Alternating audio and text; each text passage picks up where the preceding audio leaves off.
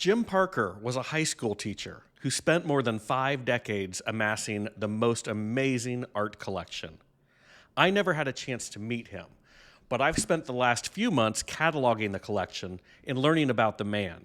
You may be familiar with the story of the Vogels, the New York couple who spent their entire lives as civil servants. I believe one was a postal worker and the other a teacher. They would take one salary and live off that, and dedicate the second salary to collecting art.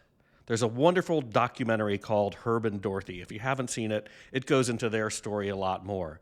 But Jim's story reminded me a lot of them. He taught us that with dedication and focus, anyone can build something great. I made the following video for my day job to try and tell Jim's story.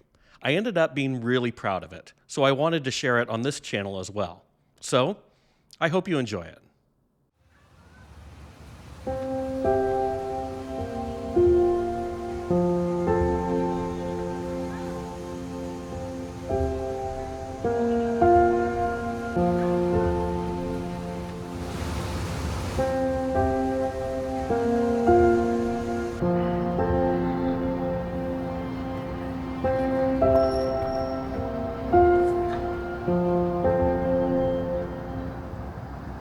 Jim's collection happens to be one of the most interesting and engaging private collections that I have seen in a long time. There's an intimacy in his collecting that is really incredible to me.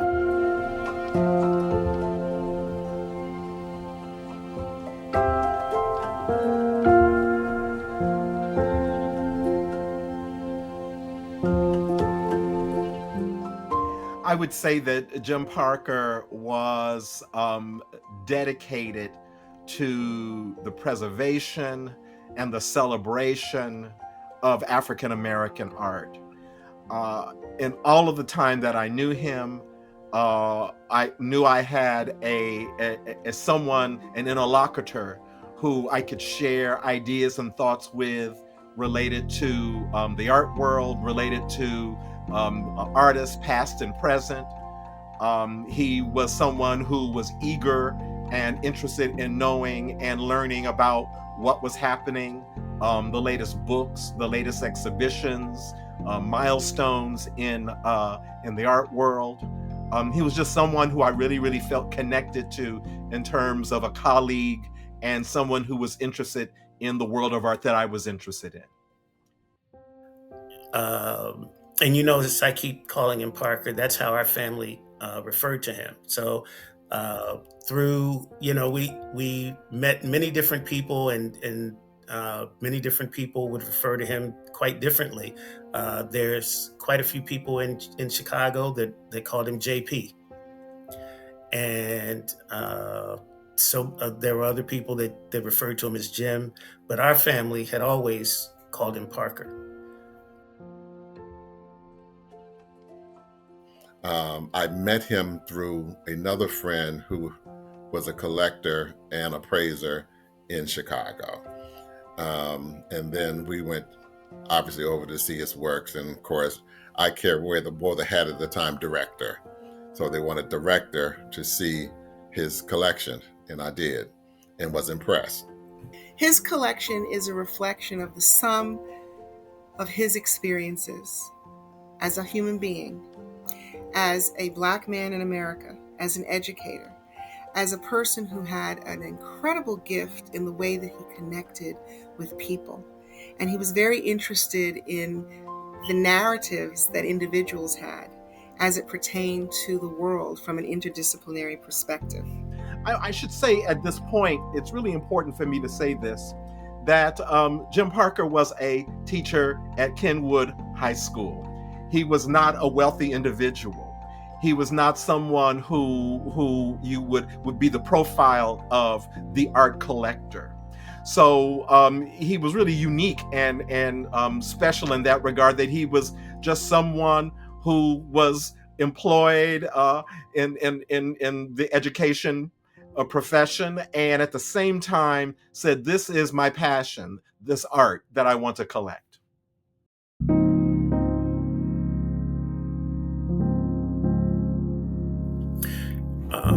Yeah, it would have been during the '60s.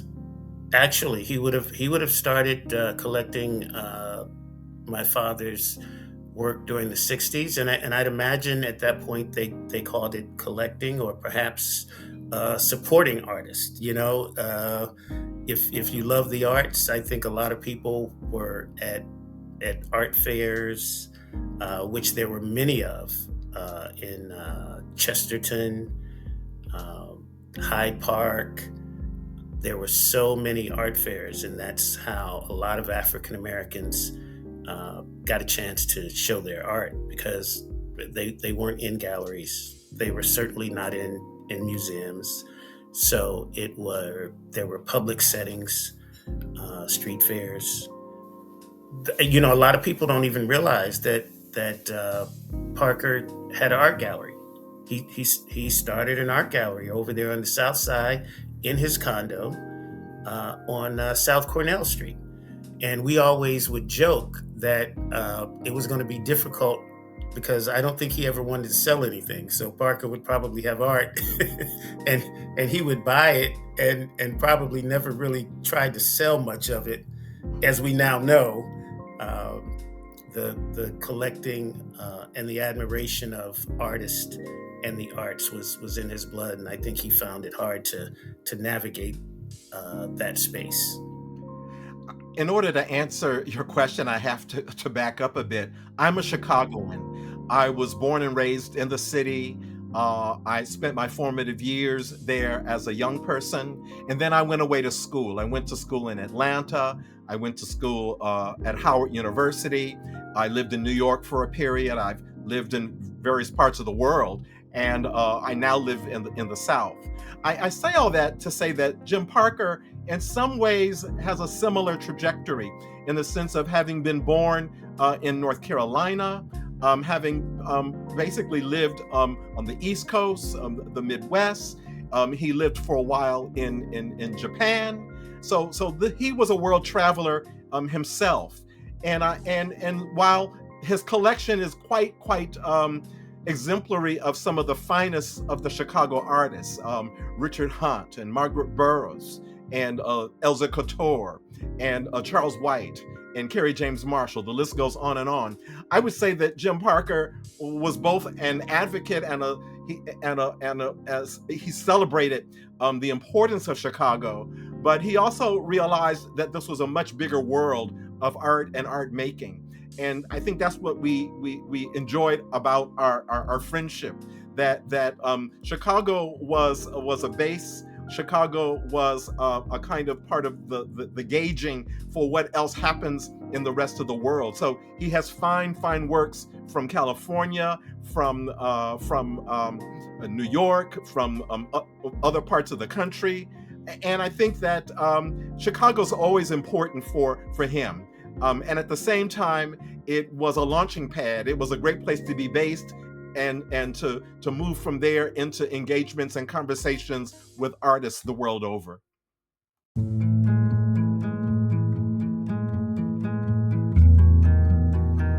I would put Jim into the category of a collector who was very passionate about his history as an African American, and very passionate about the visual statements that reaffirm the value of his existence in the United States, given the history of African Americans in this country and given his generation. I should also add that in addition to being a serious collector of African American art, he was interested in the world behind the art. In other words, the artists, the people who wrote about the art, the histories that swirled around these objects. So Jim Parker was not just a collector of art. He was really someone who was deeply interested in the world of art, and that included the lives of the artists. So whenever he acquired works by living artists, he made a real concerted effort to meet those artists, to have conversations with them, to really learn about their world and why they created what they did.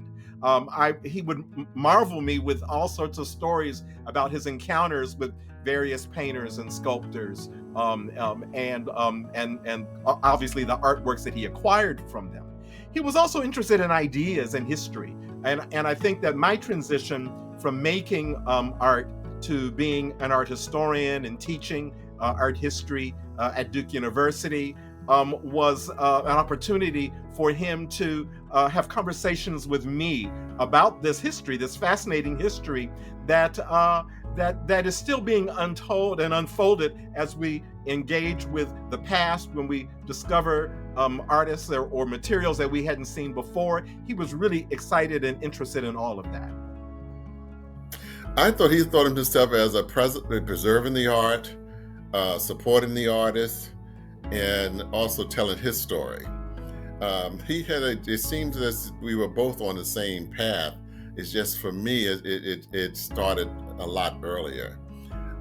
Jim came along with the same premise that this body of artists could not produce good work, not work that could be respected or should be shown on the walls of any big museum.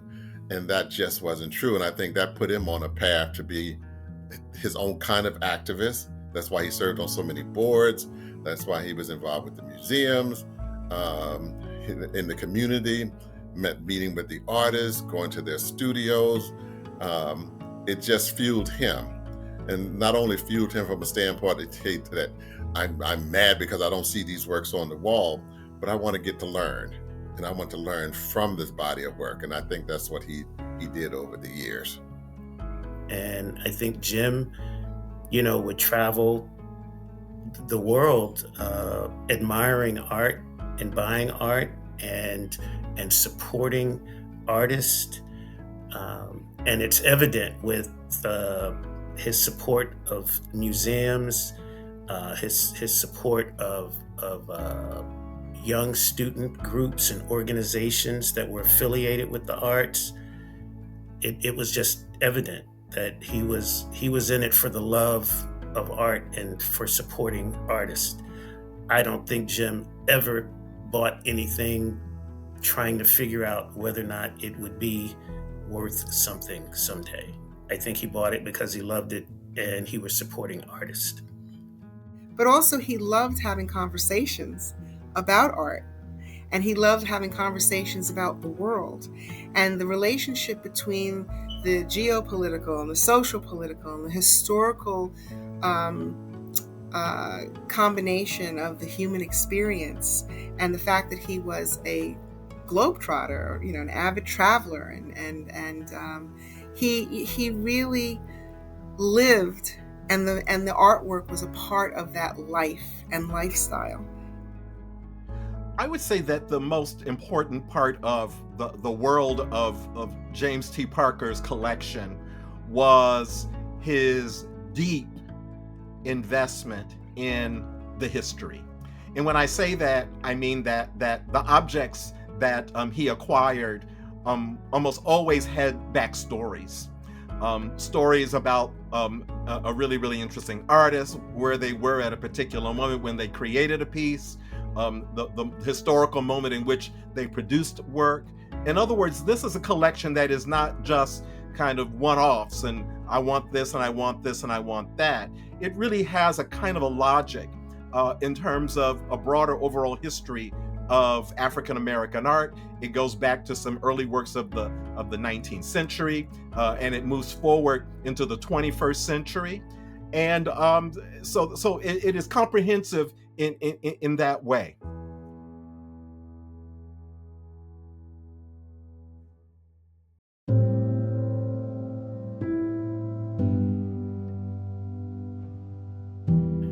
That's a very good question.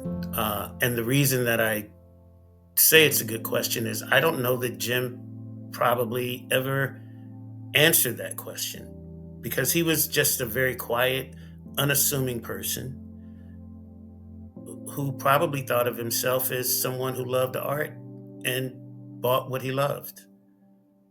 So that'd be interesting to see if there's any evidence of an interview or anything where Jim would talk about himself as a collector, uh, or an interview where Jim would talk about himself at all, because he was just a very quiet, unassuming person that had so much knowledge about the arts, so much knowledge. He kept educating himself, probably until the end.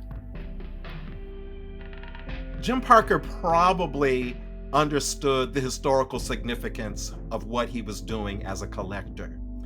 And with that kind of self-conscious sense of, I want to create as comprehensive a collection as I possibly can with my limited resources, he probably had in the back of his mind the necessity to say, I want to make sure that key artists from the city of Chicago are a part of this collection. I'm also imagining that being based in Chicago, he had immediate access, close proximity to collections and galleries and artists who would be willing to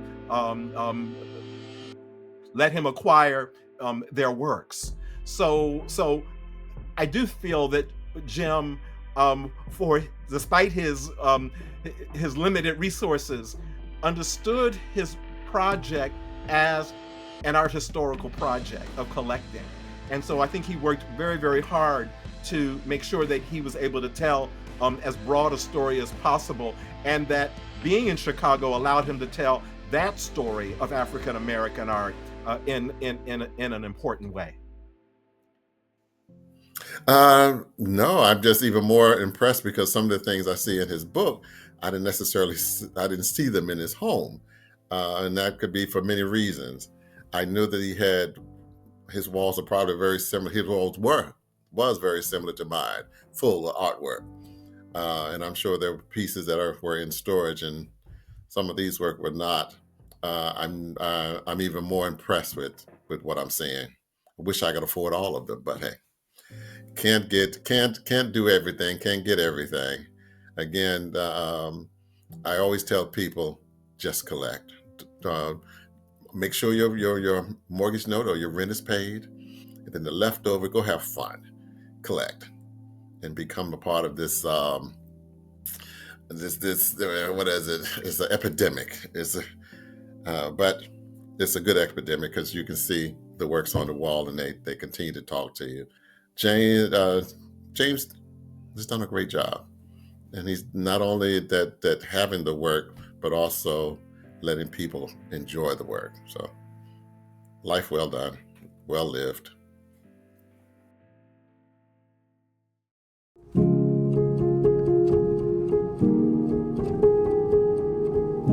And what I often remind new collectors is that it's important to realize that they know a lot more than they think, especially about aesthetics. Every time they get dressed, put on their clothes, put on their jewelry or whatever accessories, whenever they decorate their homes, they have an understanding of aesthetics. They have an understanding of design, pattern, shape, color. They have a sense of texture. They have all of these aesthetic sensibilities that visual artists integrate into the work they're producing.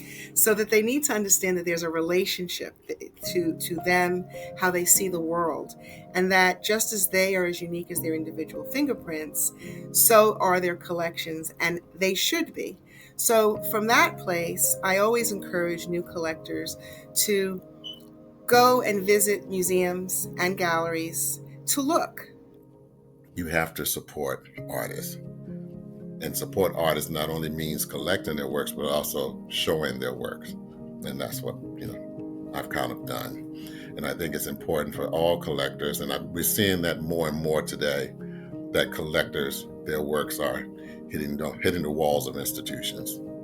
So that's really good. I think that what is important is for collectors to buy what they like, learn about the history of Black visual culture, and not only learn about the history of Black visual culture, but also see how that distinct history is integrated into American history.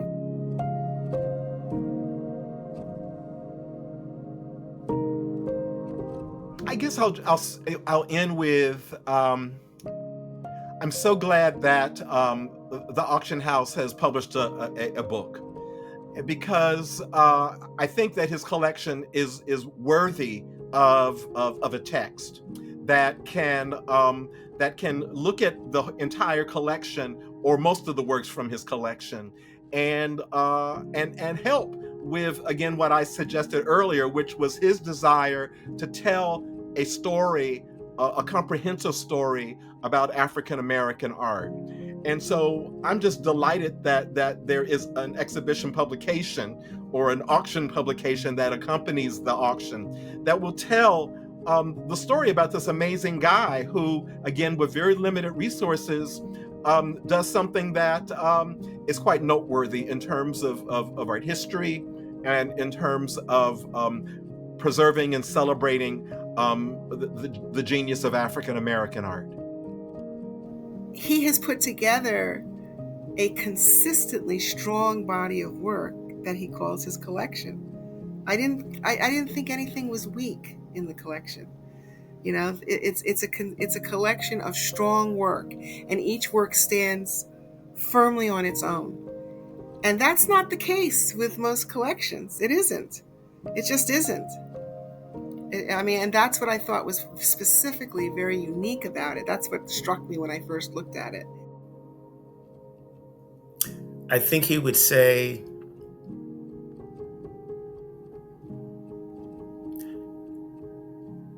this is the proof that these artists were incredible contributors. These African American artists were incredible contributors to the entire landscape of the art world. This is proof.